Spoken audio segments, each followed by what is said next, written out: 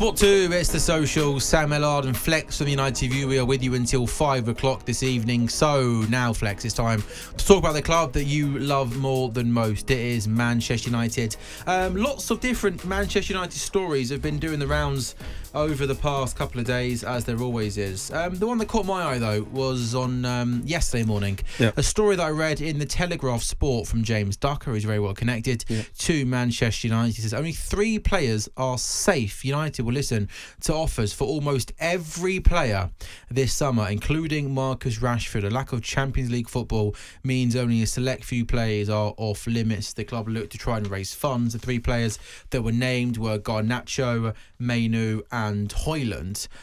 In terms of this summer, in terms of the shake-up that's going to happen, we've spoken a lot about upstairs and how loads of new people are in position.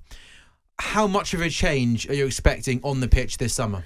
As much as financially feasible, we need to max out what we're obviously legally able to do so we don't get points deductions and FFP catches up with us. But as much as maximum is possible, whatever is possible, because the squad needs gutting, the squad needs re-establishing, the squad needs building again.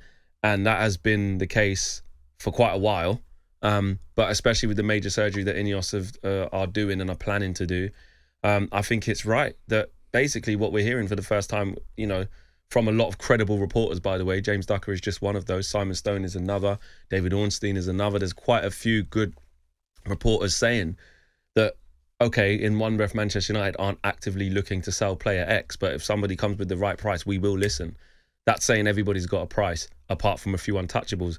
And with the way the team's been, and with the way that a lot of experienced players who have cost a lot of money and have had a lot of resources put into them, which hasn't worked for both reasons, through the club and the player, that's exactly how it should be. Because there is not one player, apart from the 3 that are kind of that have been mentioned, that are indispensable. Man United don't have many indispensable players. Let's be honest. I agree with you on that. At all. Yeah. There is not really anyone there that you're like, I tell you, you just cannot afford to let him go. You are finished. Like, for me, I think that if Manchester United were to get everything right off the pitch in the next 3 years, let's just say everything goes perfectly, and you are in a position in the 4th year where it's like, we're going to win the league this season.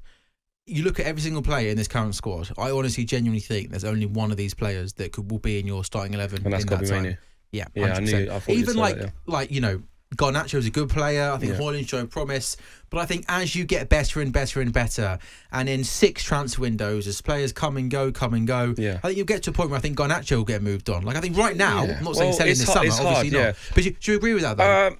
Less so with the youngsters, because you just don't know at what rate they're going to develop. So I think Garnacho could be one. So Garnacho could really kick on. Højlund? Like, Højlund again can really kick on.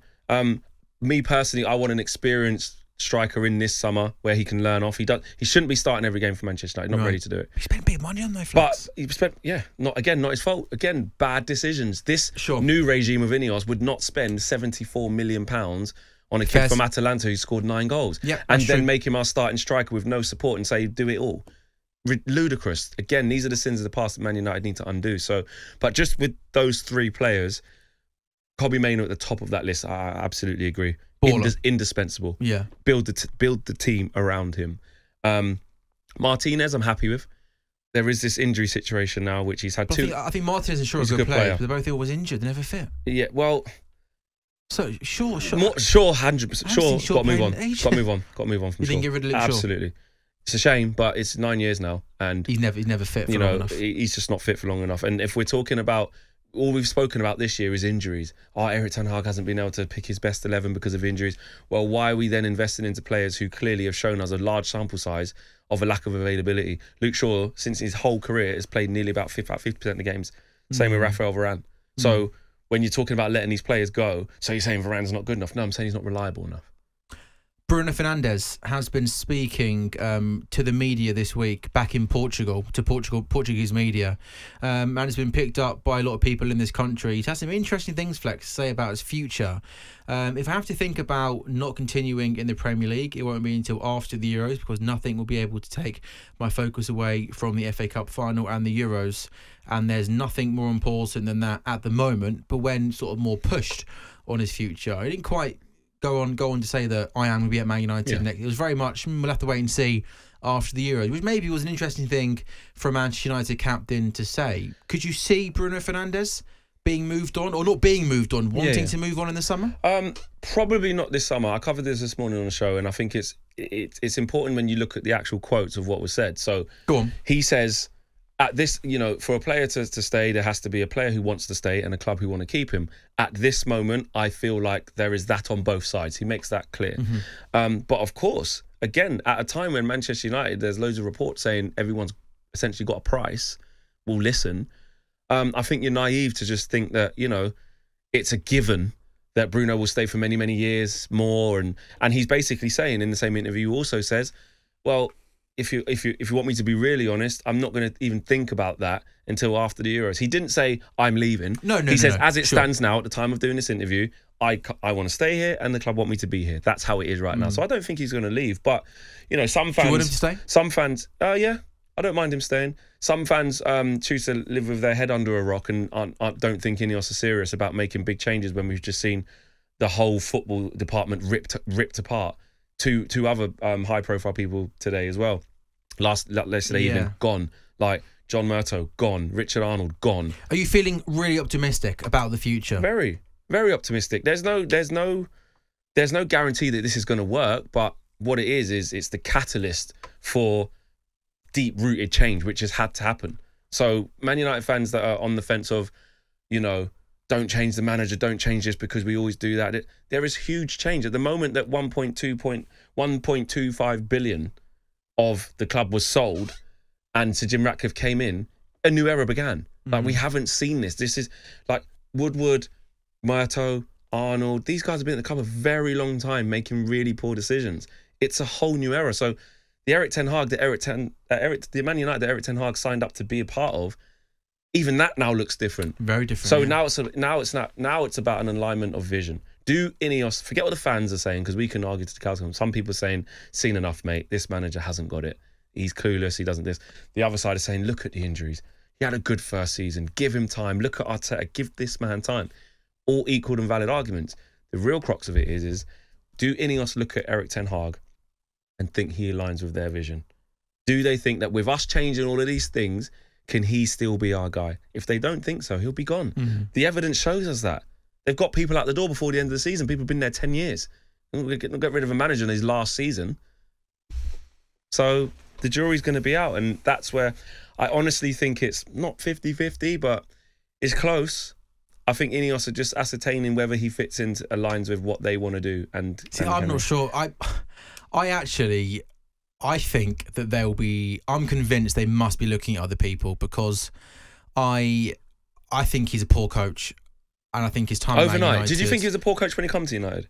I think he had a decent first season, but I think watching you guys now in this second season... So you think now he's just a bad manager just like that? I think he's had at Manchester United, I think he's had the second season, Flex. The way... Fine, let me word it slightly differently then.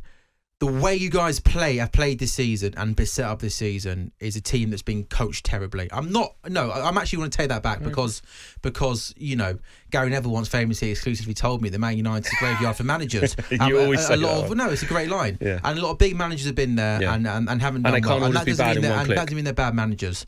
But I look at this season and I look at the way you play and look at how open you are to play, and you've been terrible.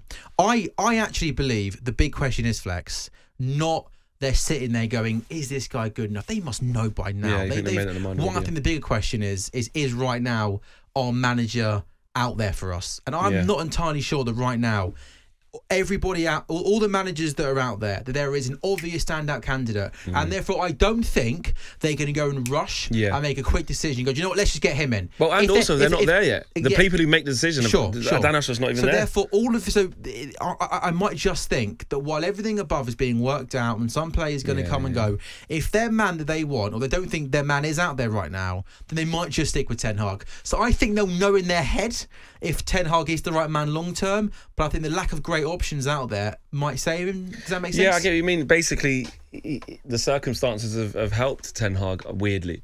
And also, You could look at it from this. Manchester United have a lot to fix financially. Sure. If you look at the packages that if they want to get players out financially, if they want to have to pay off the manager, he's got a year left. They may look at it and say, "I tell you what, we'll make these changes rather than pay off Eric Ten Hag with X amount. That's better off going into the playing squad. Let's see how he does. He's only got a year left. We don't have to give him a new deal.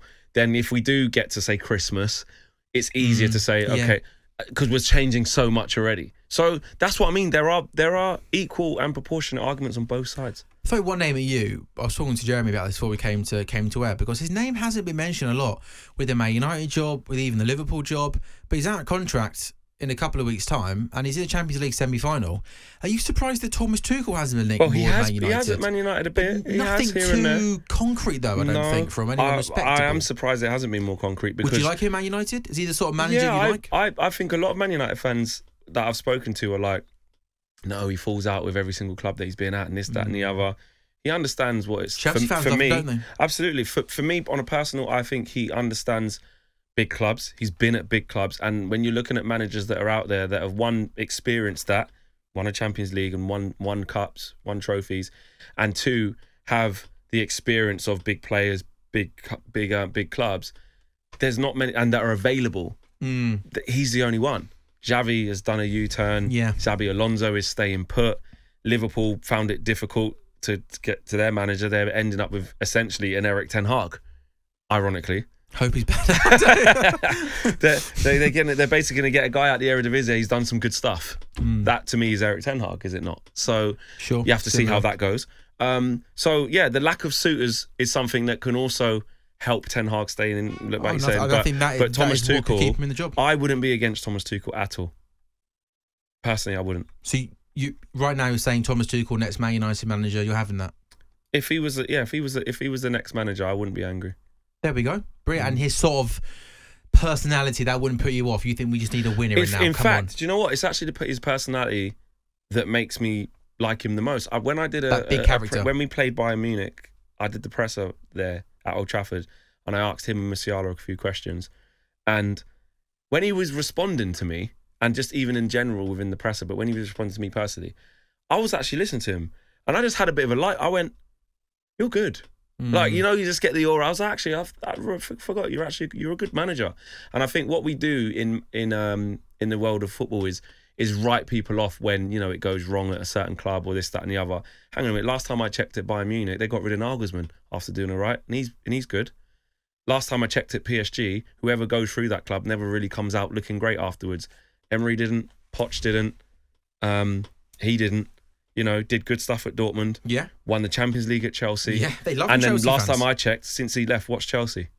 They've been absolutely terrible. So now, obviously Bayern Munich, you look at that, he's lost out to a Bayern Leverkusen team that's literally invincible. They've still got over 80 points, but which is the first time they've done it in a while. He's knocked out Arsenal. If they go through this stage of the Champions League, or if he wins it, what can you say to Thomas Tuchel? There we go. Thomas Tuchel to Manchester United. Flex says, yeah, Flexes will have it. I want to throw one more name your way before we break, because, again, I mentioned the piece in the Telegraph earlier this week. Fine, United not looking to actively sell any players, but if the right offer came in, they wouldn't say no. And that also includes Marcus Rashford. Could you see a situation, Flex, where another big club comes in for him? And if they do, how much money do you think Man United will be looking to get for Marcus Rashford? Well, the reports say, some reports have said like 70, 75 million. Do you think he's worth that? He's not playing like he's worth that. No, sure. But Marcus Rashford, his the player, ceiling is probably that, isn't it? Yeah. He would cost that. And there would be clubs out there that would pay that. And I think that whoever the manager is next season, I think if they got offered that money, 80 mil to bring in a couple of new players, if that's money's down on the table, they're going to be looking at it saying... That's big money to go and invest in new players. But it all depends on Marcus Rashford too. Right? The report said Man United are not actively looking to sell him. True. But if he says he wants to leave and the money comes... But what they're saying is, and this is what the most important thing is, guys, is that Ineos are saying that every player's got a price. We've not seen that before. They mean business. And that's exciting, isn't it, for Manchester United fans, Flex? It is. We don't know if it's going to work straight away. No, but it will take time, though, right? We know it's going to take time. The transfer windows. Yeah. But you can clearly see the intent already within the first 4 months of them being there. Absolutely. You can't deny that. That is just a fact. That's not opinion.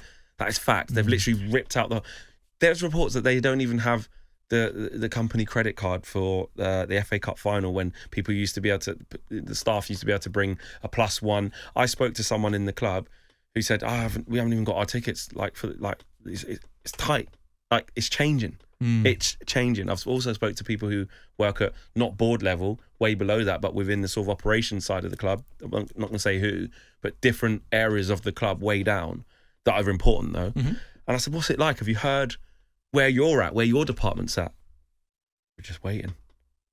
So they understand that, like, everything from everyone the feels board on trial level a little bit, you think, right through to the groundsman, everyone's being critiqued, as they should. So do you think almost now until the end of the season is like a little bit of a kind of sit in, look, wait, sort ourselves out? Right, then in the summer, people are going to be told, you're going, you're staying. Absolutely, which has already started, by the way, with the top people at the club. Fish rots from the head, as they say, don't they? So, you know, it's something that if you're going to come in and have a job the scale of that, it has to be done diligently. It has to be done patiently. But at the same time, you need to act and bring tangible change to kickstart what you're trying to achieve. And that's what they've done. Flex from United View, as always, good stuff, strong stuff on Manchester United. On AM, on DAB, via the talkSPORT app and on your smart speaker. talkSPORT.